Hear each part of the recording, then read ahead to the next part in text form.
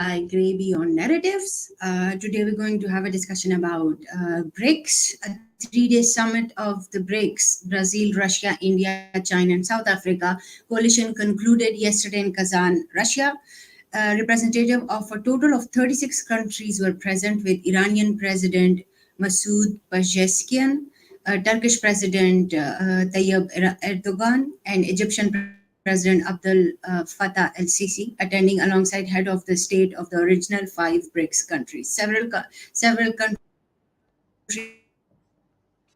in attendance at in US media. The bloc issued a 43-page consensus statement called the Kazan Declaration. The summit addressed economic and geopolitical crisis intensified by imperialism. Representatives from 36 countries, including Iran, Turkey, and Egypt, discussed building regional alliances, reducing reliance on the dollar amid sanctions on nations like Iran and Russia. The summit's communique called for a diplomatic resolution to the Ukraine conflict, expressed concern over civilian casualties in Gaza, and criticized Israeli military action. It also highlighted the adverse effect of unilateral sanctions on economic stability.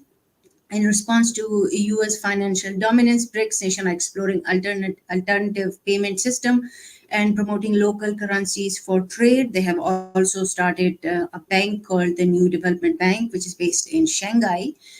Notably, the summit considered establishing a BRIC clear mechanism for cross-border settlement, potentially rivaling SWIFT. Russia and China are also increasing gold purchases to bypass US sanctions, using gold for international trade, reflecting a strategy to lessen dependence on the US dollar. During the BRICS summit, US official launched a series of threats aimed at the BRICS nations. Their main focus was on Russia and North Korea, alleging that North Korea was dispatching troops to Russia to participate in the conflict in Ukraine.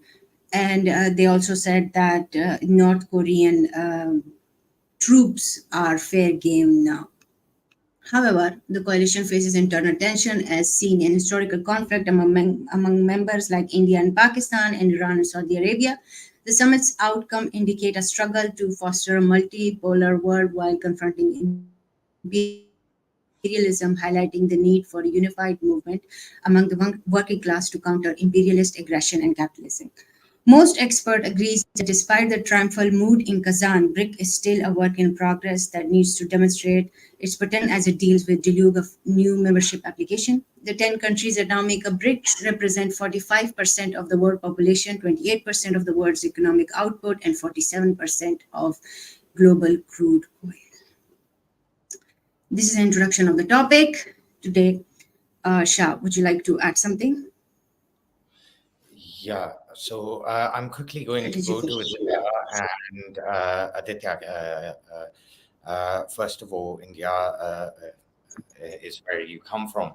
So how what is being expected out of what the entire situation is in India? How is India perceiving this? Thank you so much for having me. So I think what happened in this summit is from an India's perspective is that it was India trying to balance its relation with the West and the East. Hello. Yeah. So it's trying to balance its relations with the West and the East, and India, as we know, that Narendra Modi, our Prime Minister, has a principal stance about Act East policy. It's a stated position of Indian state, Act East policy, which means India wants to engage more with the economies which are its neighbor in the East, specifically countries like East countries like Indonesia or Vietnam or Malaysia. It's neighbor in the East basically, and it also includes China, which India is a big importer of. We import a lot of raw materials from China, but we don't export a lot to China, which is a big bone of contention between India and China, because they sell a lot of products to India, but they don't buy a lot from India. So but we need China. It's a very important partner again for India, because all the majority of the products that India buys from China are the raw materials that we use to manufacture goods that we, like, eventually export or consume. So it's those products which are very necessary for India. It's not luxury items or items of you want. It's the item of the need. So it's like, it's impossible for India, just like America, to, like, decouple from China. So India is realizing that, we have to have good relations with China. And also because we have to, if we actually believe in Act East policy, which Narendra Modi wants to. So in the Mm, long run, so India thinks that, a balanced relation with the East and the West is the best possible, like, way forward for India.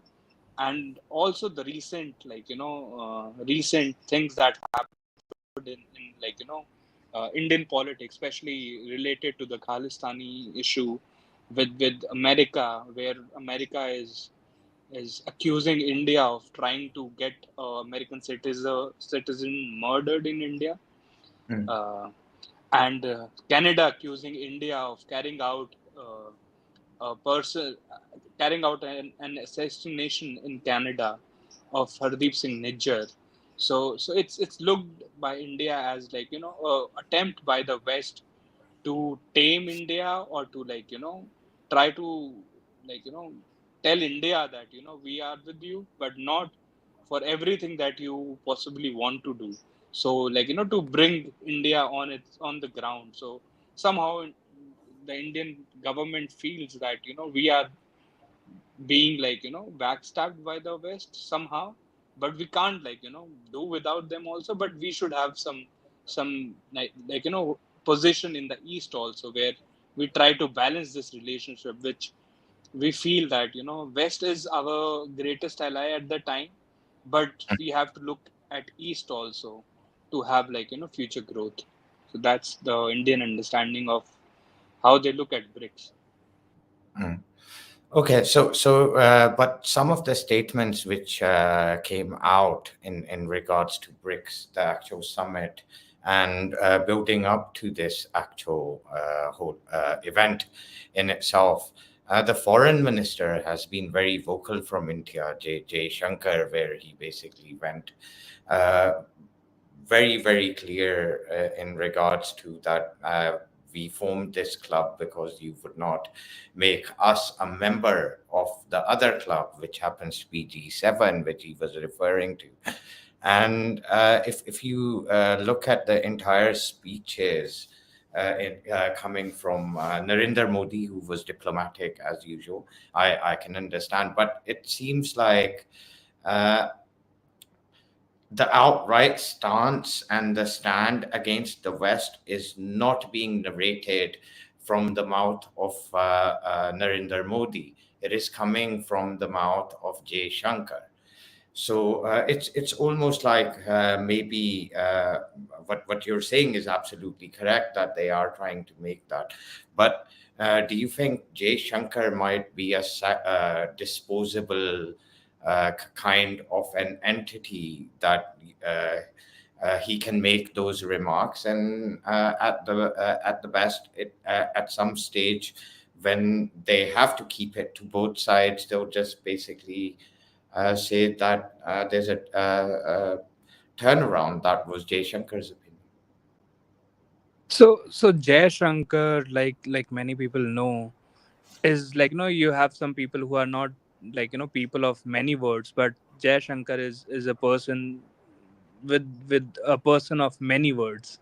Mm, So he has a lot to say about a lot of things, mm, and he explains himself very, like, clearly, which is a good thing about him. Like, he's very clear about his positions. He'll try to, like, convey his message in a way that, it will leave no, like, things not understood. Let's just say it. So his mm, understanding of the relationship with the West is that, we expected a lot more out of the West. mm, And by West I mean Europe and Americas. North America specifically. So his understanding is that we wanted better relations with the West, which India already have very good relations with the West, to be honest. But India expected a lot more out of the West. Like for example, America is having trying to have a dialogue with the Southeast Asian countries where they are trying to come up with trade agreements with investments in North Southeast Asia. The Southeast Asian countries, they are investing a lot of money there. They are they are producing a lot more in those regions, and India feels that India hasn't received that kind of support from the West. And when you talk about the groupings like G7, or the groupings like NATO, so let's be honest, groupings like G7 and NATO are India might be an ally to the West, but G7 grouping is a very tight knit community where even 90-95% of the military technology is also shared, right? They co-developed the F-35s and a lot of technology that they use. India, 70% of our army equipment has historically come from Russia. So we have we have been in a very different group, or just say the group which was not very friendly to the West. So we have our equipment coming from Russia. We are a neighbor of the Eastern Bloc, and we are trying to have a good relationship with the West, but we are not a principled ally of the West. The ideas, we might share some ideas, like idea of democracy and free speech or whatever, these people try to preach the world, but we are not the kind of ally that, let's just say, Japan is to the West, right? Japan is principally with the West. They have no intention of being very good friends or have a good relationship with China. They know their security depends on America. They know their trade depends with on America. And for example, if yesterday America decided that we'll impose 100% tariff on Chinese imported cars, Canada will follow the next day, and even Europe will try to do the same because they know what camp they are in. India is not the same thing. In fact, if anything, India tried to buy oil at discounts from Russia when the fight broke out, when the entire West was united. So it also proves that even India doesn't have a principled position for the West to take it so seriously and consider it as a close ally. No, but even if they don't consider them to be a close ally, and India doesn't seek itself to be one, and it wants to be really independent, I still believe that India is very serious in terms of maintaining those relations and keeping them on both sides for as long as possible. And that seems to be very, very clear in regards to the overall administration. Like, for example, just in the last 3 or 4 months, what like you mentioned, for example, the weapons.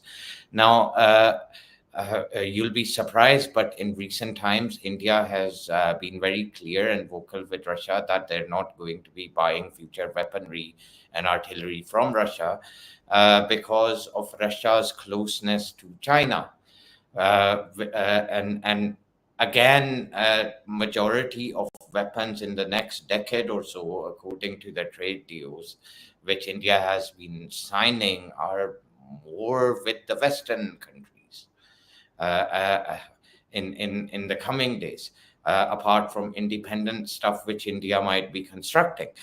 Now, at the same time, the statements and the tilt they are showing towards the global south as how BRICS are referring to themselves as, or the expansion of the global south. I don't know how they stuck Russia into that, but or within the Eastern Bloc, like you were suggesting.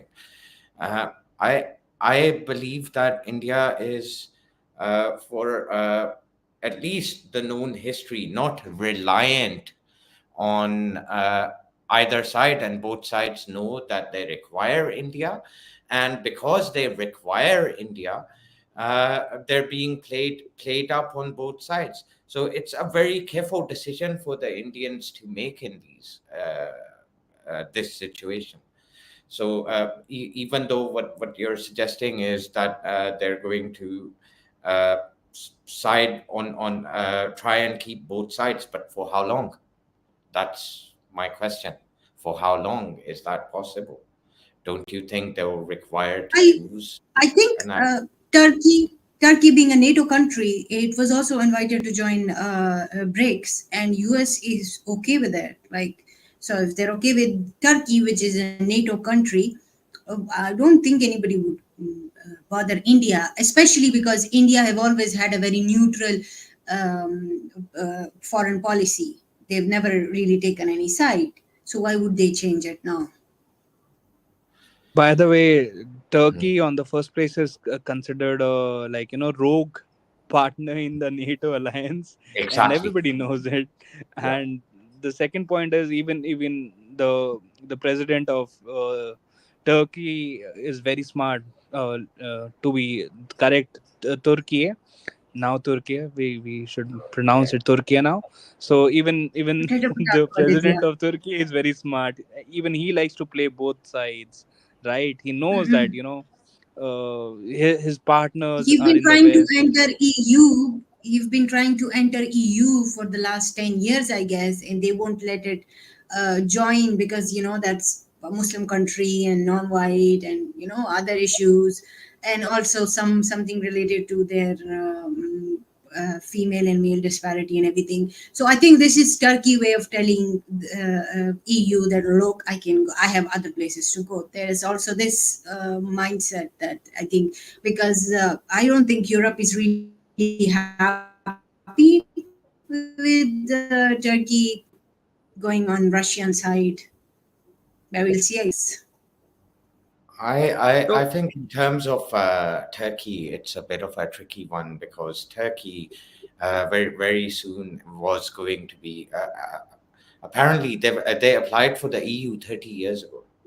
Even they wanted to become a member even before the Yeah. United Kingdom became a full member, and they've been rejected over decades and decades. Mm. Erdogan, basically, when he first came into power, before that, Islam was or practicing Islam within the constitution by the government was nearly absent. It was a crime in certain situations.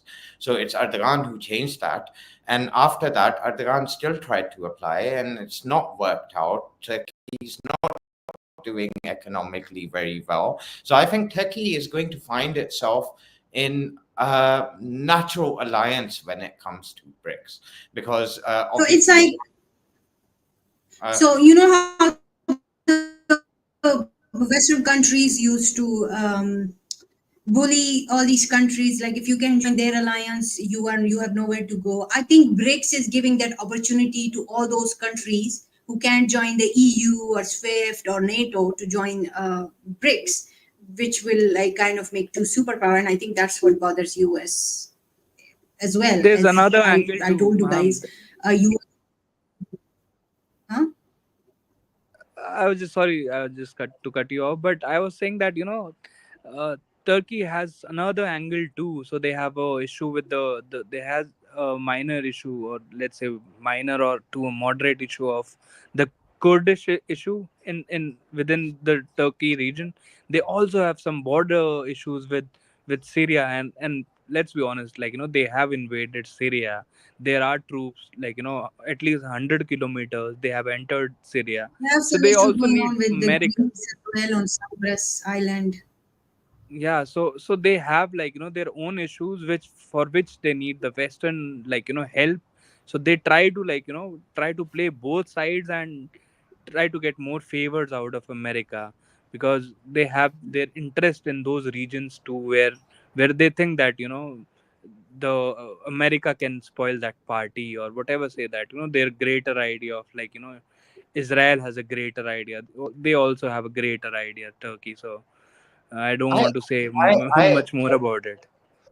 going by recent history and Erdogan's statements, it seems to me that actually one of the things which we need to be very, very clear about is that Turkey is done with the West. It seems like, as the Mm-mm. Kurdish issue, like you mentioned, that's something which is shared between Turkey as well as Iran. That's and it's shared within the other countries. They happen to be bordering those sections. Iraq as well. Exactly. So if Iran and Turkey end up being more closely aligned, which seems to be the case, because Turkey has been marginalized on the global political side in recent times as well.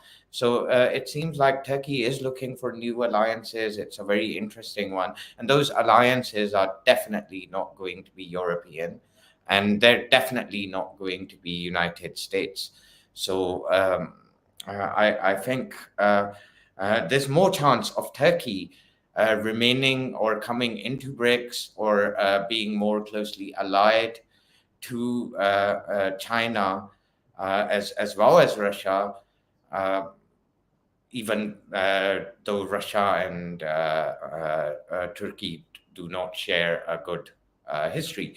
But if we compare that to Just India, to add, Shah, just to add one point to this, hmm, it was a small, discussion within Indian circles where they discussed that, in many years, this was the first time when the president of Turkey, Erdogan, did not bring up Kashmir in United Nations, which he does every single year without fail. This absolutely. was the first time he did not mention Kashmir in United Nations, and I think that this was because of the BRICS meeting that he expected that he will be going to.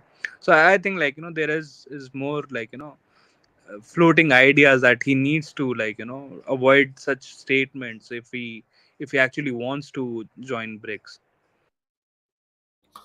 Yeah, I completely agree with that So, notion. Aditya, tell me something. Do you think that joining BRICS?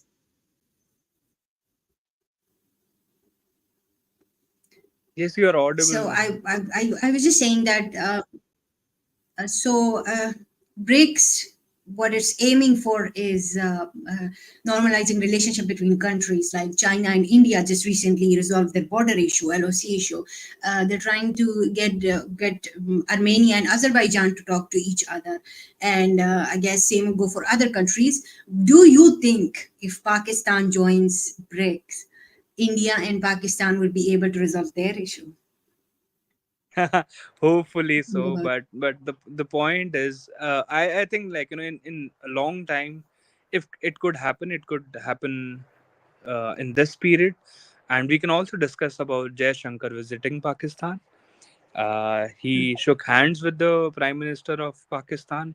There's a theory circulating in India, or a conspiracy circulating in India, that Jay Shankar also had a meeting with some of Pakistani ministers, because it's said, even Prime Minister Modi in back in 2019 or 20, said that his relationship with Nawaz Sharif, and how friendly he was when they met. He also talked about Nawaz Sharif's mother.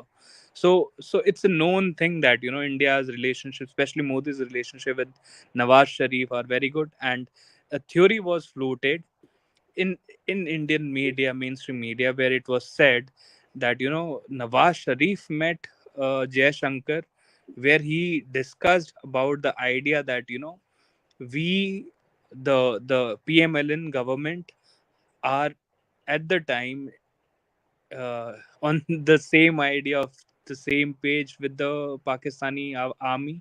We are on the same page, and we are we are discussing these ideas together. So we are together for further talks with India. So this theory has been floating in India. So in future it might happen. Even the border dispute between India and China, it was almost to me it was almost impossible to imagine this. But China, which is, because India is a very odd partnership in this alliance.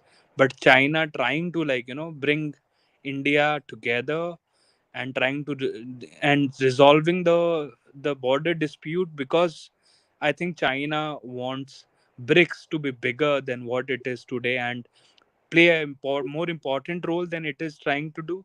Even look at China trying to bring together Iran and Saudi Arabia, some kind of normalization between these two countries, which has been traditionally known to be not friendly to each other. So China is making an effort to the Azerbaijan and Armenia. Because the non-Western countries are actually making an effort, when we know that this the BRICS plus alliance is a very odd alliance when it comes to the values that they share, but a lot of countries are trying to make that effort to make it work. So which I think is very interesting. And India and Pakistan, I think with this administration, it's more likely than it was before. Yes, because even for the EU to happen,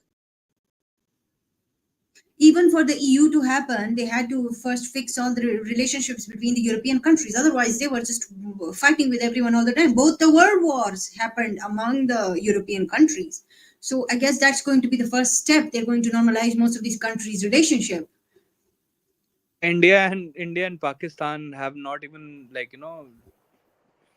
done atrocities like 2% of what the Europeans did to each other in the last century. Let's be honest. We haven't flown that much blood, not even anything close to it. So if they can normalize, I think these things can happen, and especially Mhm. because of the alliances that we are seeing now, it's more possible than it ever was. And also I can give you another idea, some you see now many not too many, but you see some travelers are Pakistani. Recently a Pakistani traveler was in India. Now some YouTubers are traveling to America. I recently observed that just a month ago many Indian popular YouTubers all of a sudden started going to China.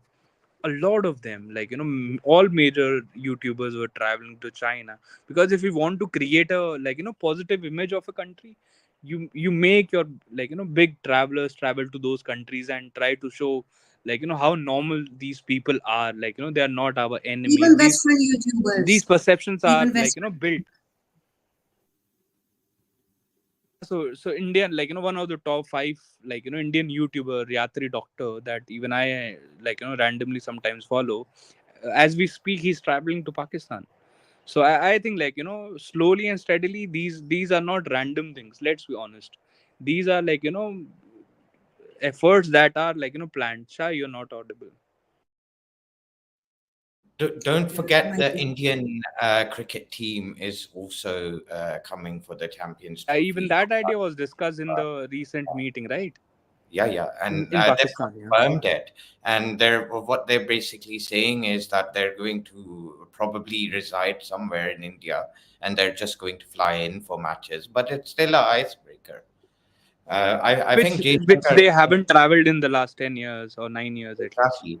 I think even somebody high ranking as Jay Shankar turning up into Pakistan is a thing. But I think there's a lot more than BRICS going on in these relationships. It's not just that organization in particular. It's more to do with what is known as Anglosphere and Sinosphere in many ways.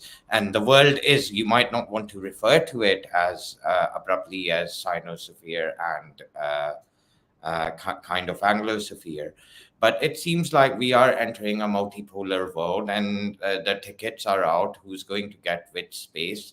And it's those spaces why you see a lot of movement. One of the things with the Western countries was they failed in Russia. They wanted to isolate Putin. That was the whole purpose of the sanctions. But all these countries being prevalent within BRICS and being hosted by Putin himself speaks volumes. He's Shah, this meeting in absolutely not Russia, isolated. especially in Russia, and Mm. all these major world leaders visiting Russia and 50 plus other potential members, or people, countries who has applied to be members of BRICS, has in the last 4 years, it's the biggest strength, or you can say power showcase of the Russian president in the last 4 years. He was looked as Power pariah state, a display. pariah leader. It was the biggest show of strength for Putin, and he'll be loving each moment of it. Especially after the Ukraine attack. Mm. Especially after the Ukraine attack, even West tried to isolate Russia. But a lot of people are also saying that this summit was a display of Putin just wanted to give a message to the West that, see, I'm not alone. I have all these countries on my side. Mm. So this was also one point. And absolutely, and he was able to do it, and he nobody can say that what people, the things that people or countries were saying about Putin 2 years ago, where Putin was practically absent from all the global meetings. In Russia this time, let's imagine, it's not even Putin going to these countries on a visit, it's the world leaders coming to Russia for this alliance, and the so-called the biggest non-Western alliance as we can think of. And he was on the center stage, every single picture, all the meetings, Putin was on the center of it. And he also tried to play some to some of his domestic audience, but he also tried to float the fringe ideas that even West doesn't like trying to he, in one of the pictures, he was holding a BRICS note.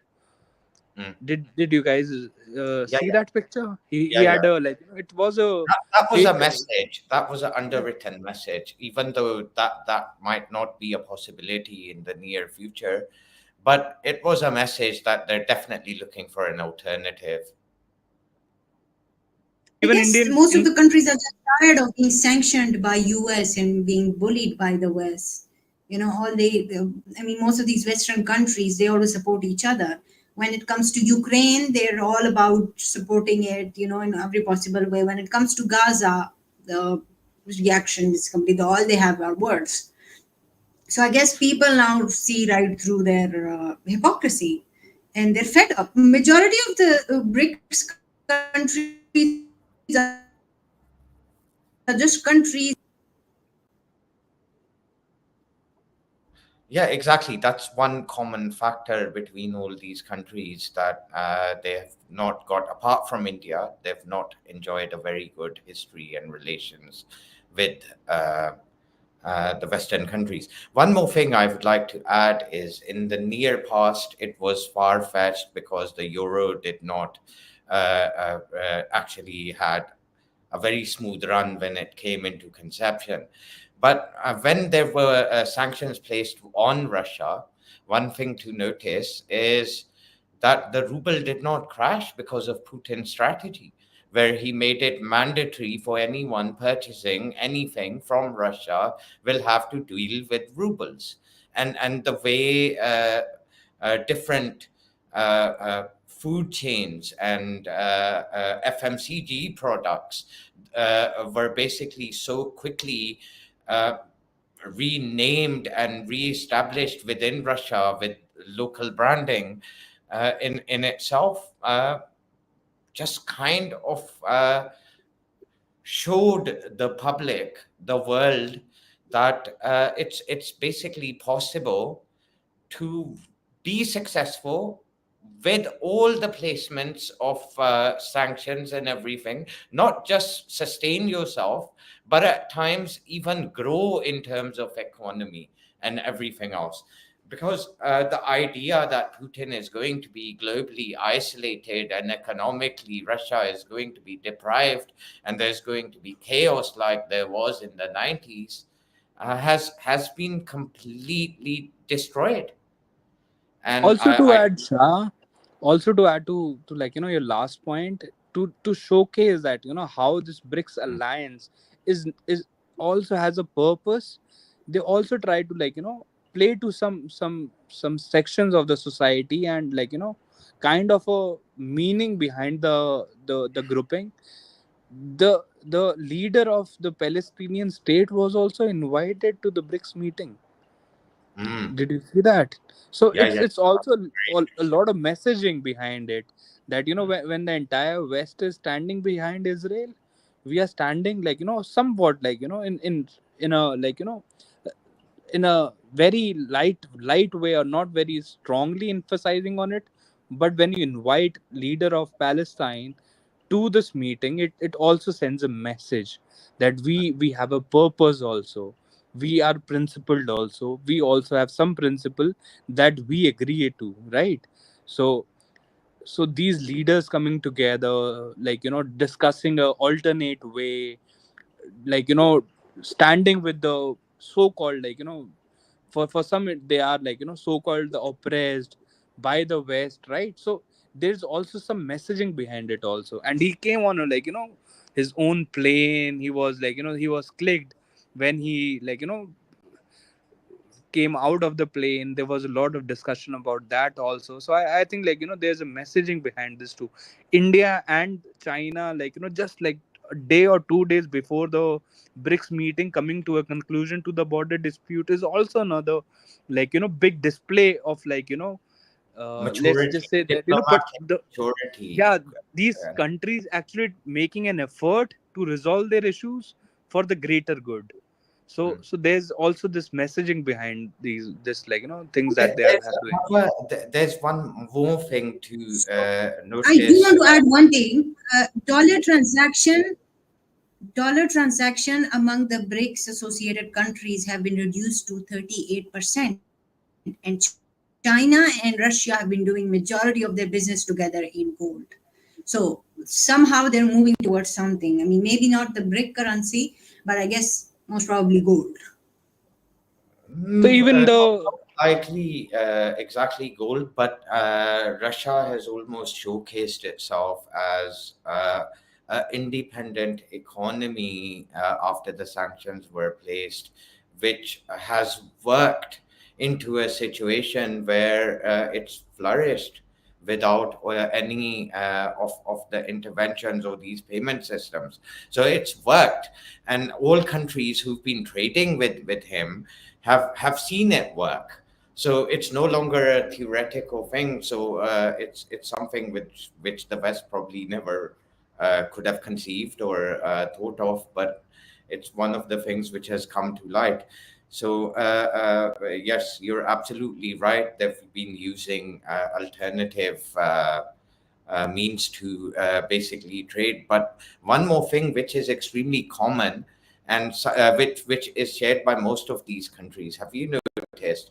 Apart from not all of them are democratic in nature, but one thing they're all, this is a collection of extremely highly nationalistic countries who've historically and in recent times had a popular uh, surge of nationalism, whether it's Russia, whether it's India, whether it's China, even Saudi Arabia, Iran. If you look at them, they've been talking about their civilization, even and Turkey, even even Turkey, Turkey.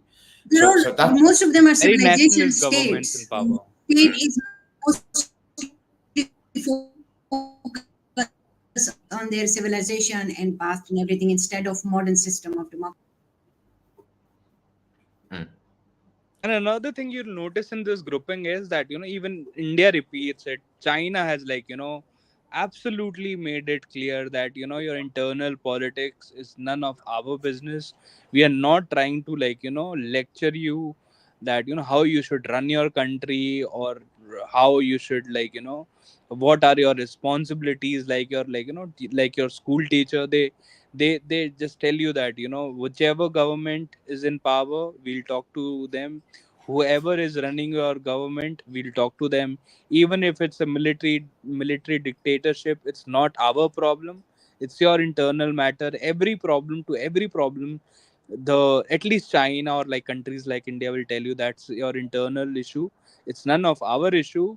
and you have to resolve it. We will not lecture you on, like, how you should be running your country, which is also looked at as a positive, in a positive light, by a lot of the member countries, or, like, potential countries who want to join this alliance. And another point I wanted to add to this discussion about, like, the currency situation that Maham was talking about. So even India's foreign minister made a statement about the currency issue regarding the BRICS countries. So he said that, at the current moment, coming up with the BRICS currency is not on the agenda, but at the moment we are discussing how the BRICS countries can trade more with our own currencies amongst each other, and that is in the agenda for the short term. So, but there are also countries who talk about this common currency, but I think in the short run they try to float the idea of trading less in US dollars and more with the, like, local currencies, so that they can strengthen the grouping. National. Mm.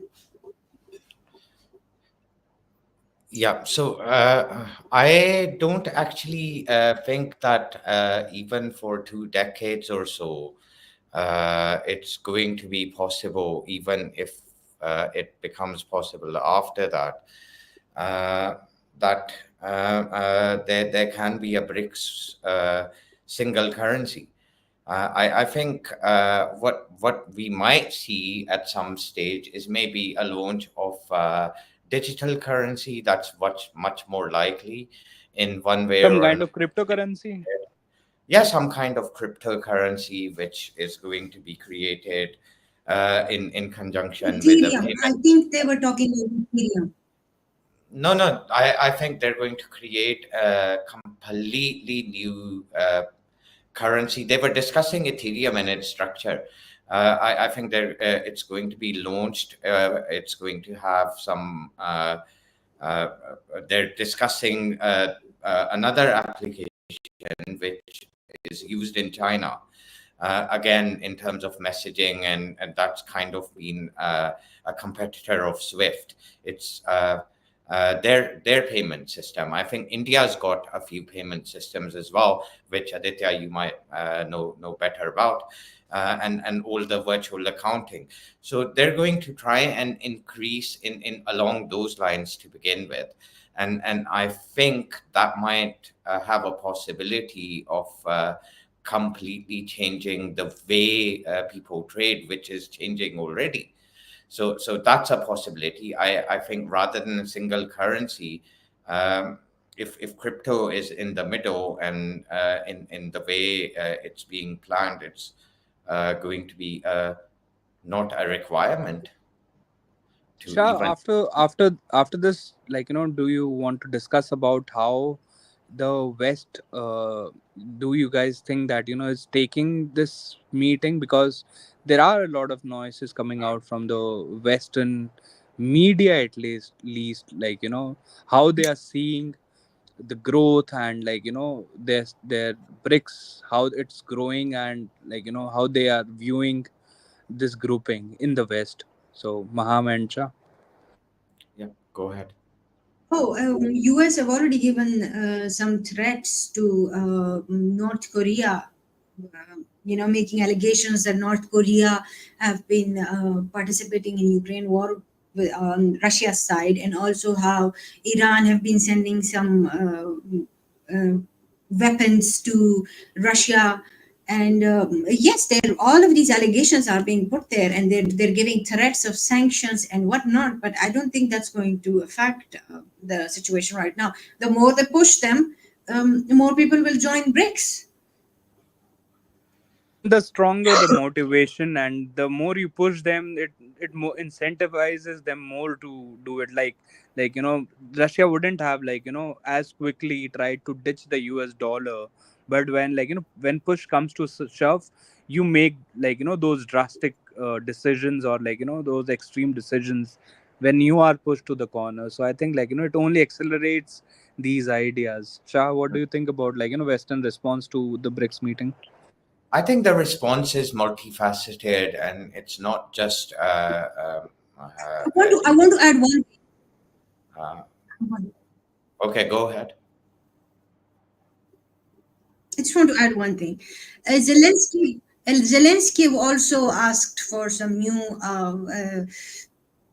you can say funds for to continue the war, and they've also made the victory plan. It's called a victory plan, where he's planning to attack Moscow directly, and if only he gets the NATO membership. And US, NATO, some high official in NATO have also urged Ukraine to use NATO provided weapons against Russia, to which Russia have called the parliament and added some more stuff to their nuclear program, where if a nuclear country attack them, the nuclear in any form and shape, they will make a nuclear retaliation, indirectly telling US to back off. That is also happening around it. Yeah. So, Aditya. I think, like, they, more than ever, the West is is in a way, they think that, they have a, let's just say that, what China was 3 4 years ago, they think that, somehow they are, or they have been able to contain China a little. Because if you remember the discussions of 3 or 4 years ago, China was almost about to overtake America as the largest economy. So they have some wins on their side. They have been able to slow down the growth rate of China. They have some minor other victories too. Let's say in South America, they have been able to bring Europe together, which was, in some ways, getting out of hand of the United States, which we know that, how Europe historically behaved with America and how they were behaving with America like 5 7 years ago. But look what happened after the invasion of Ukraine. They all came together. Even the Nordic countries, which were, like, always trying to do their own thing, right? Even they applied to join NATO. So they have some wins on their side and they know it.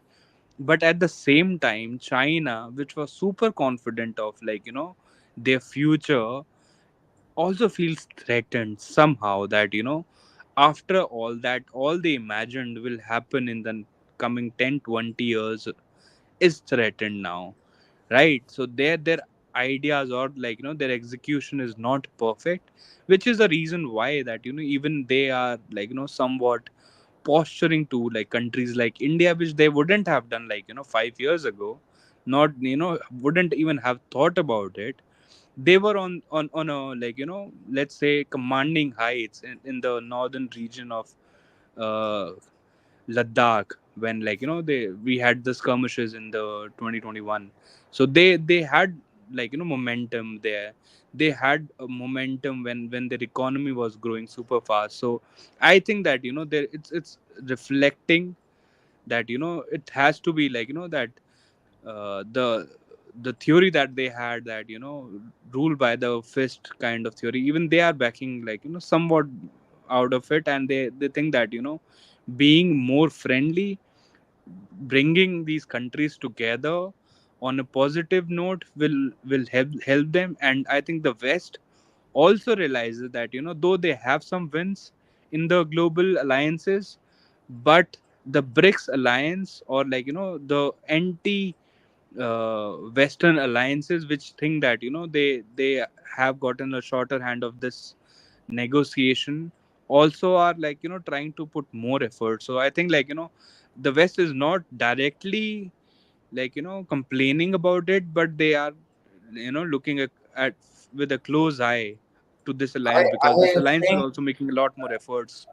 Aditya, sorry to cut you, but I think it's a very important point to note that the American elections is going to occur in less than 10 days.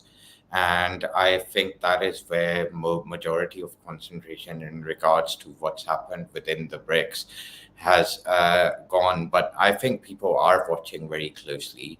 And once the American election is decided, we'll probably get a greater picture.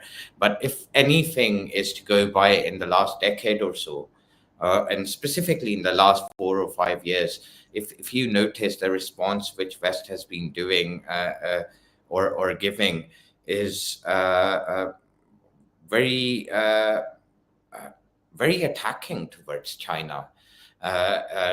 In terms of decoupling, in terms of persecution, prosecution, and banning of certain companies, certain applications, the way they've been scrutinizing people and who might not even be involved with China.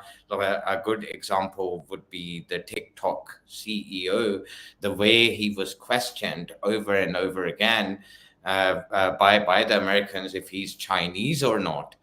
Speaks volumes. If that is not hostility, I don't know what hostility should be.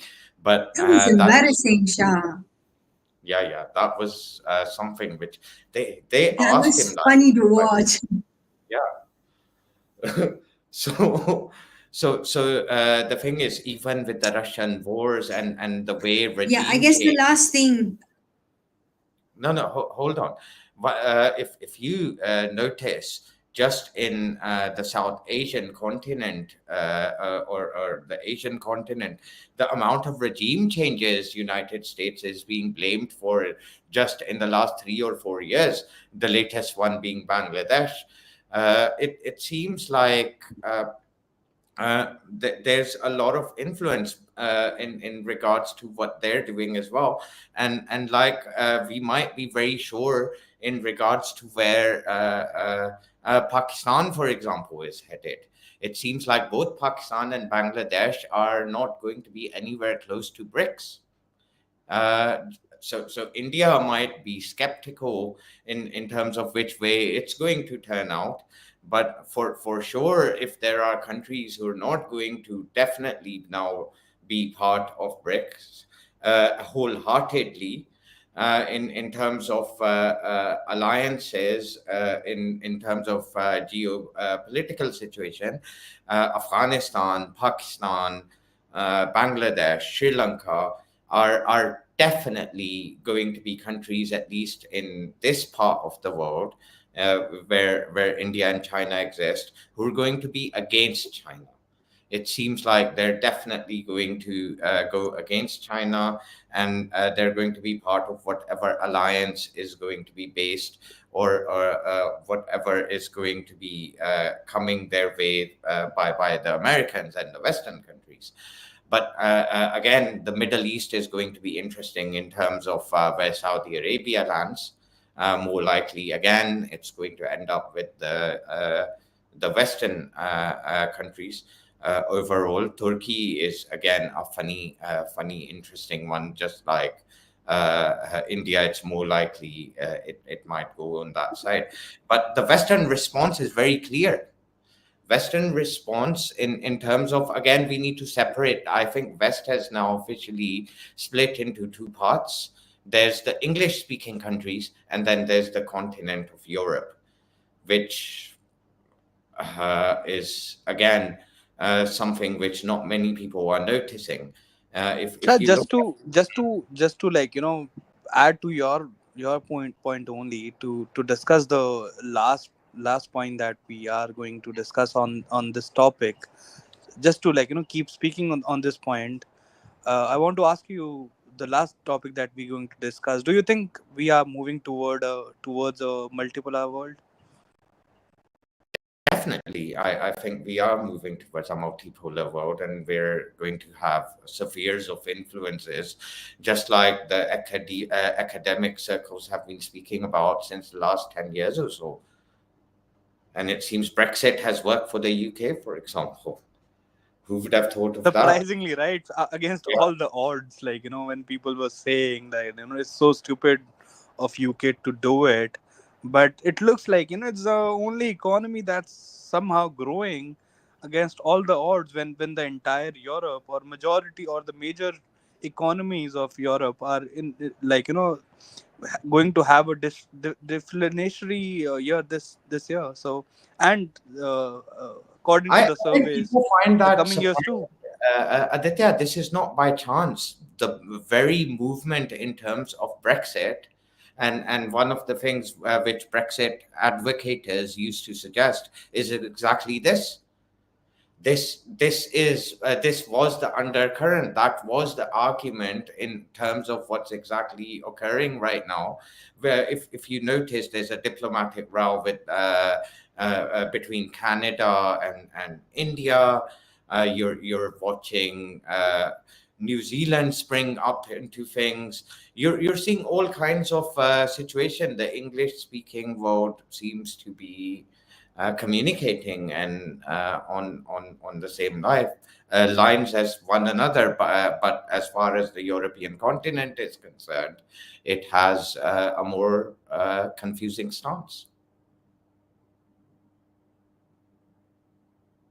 Maham, your last points on multipolar world. Do you think we are moving towards a multipolar world?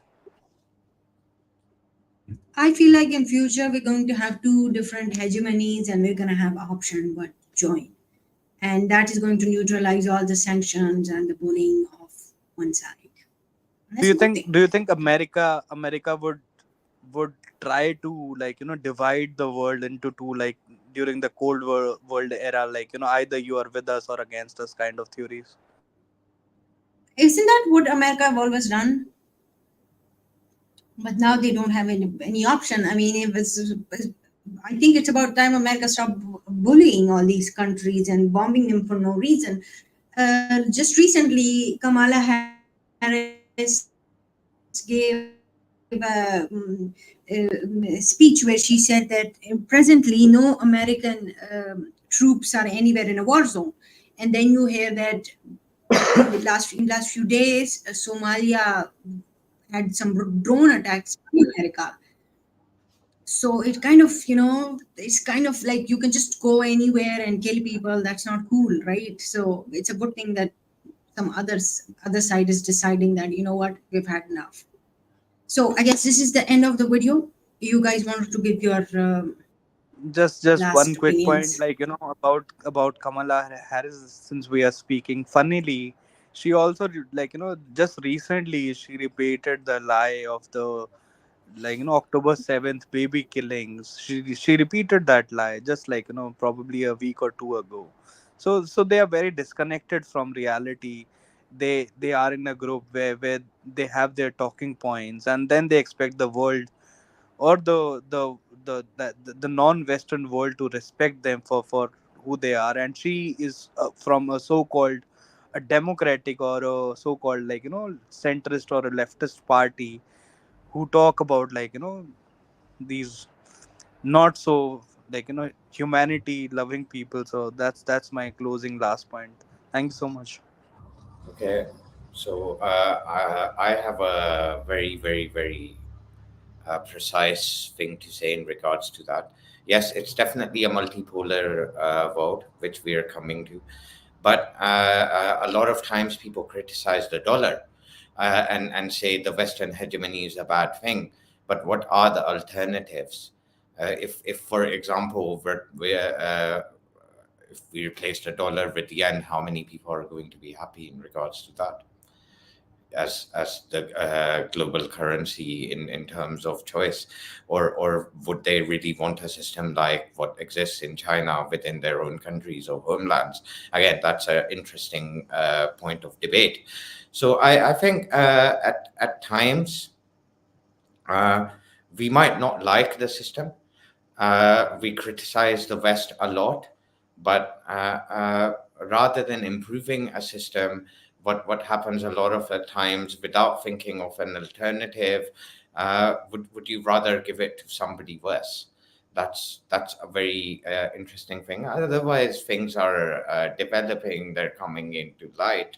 Yeah, We how just things to add a develop. like quick point to this, like even I believe that even in next 20 years, US dollar will be the most traded currency in the globe, but it won't be a growing currency. It will be a currency on the decline. So I think that people will still be using it. It will be still the most important currency, but a Right. currency in declining order, I not a think that currencies as a whole are on going to be in a decline. We're going to have a new financial system.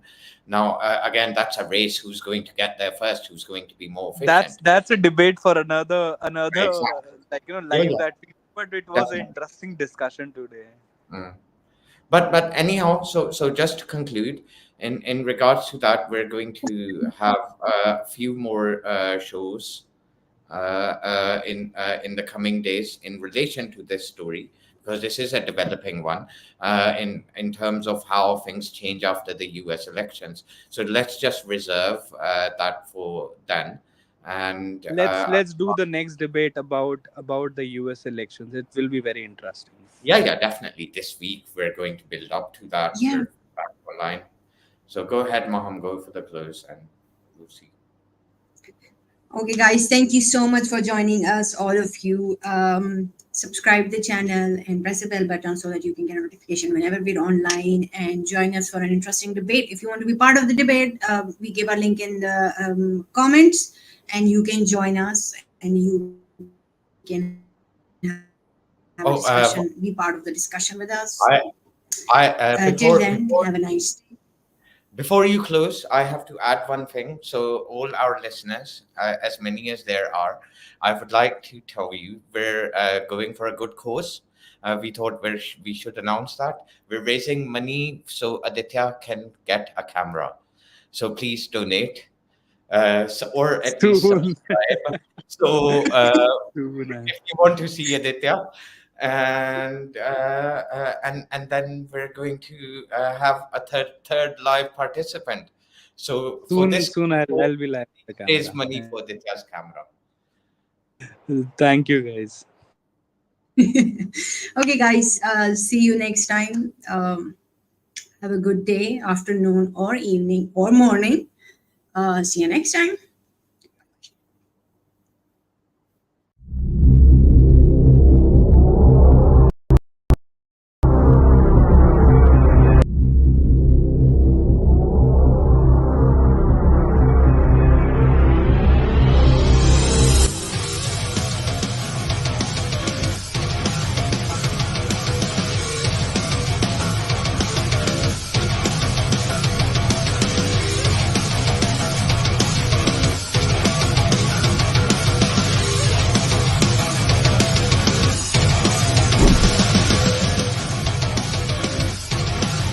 ये intro change करो यार, क्या भूल गया था intro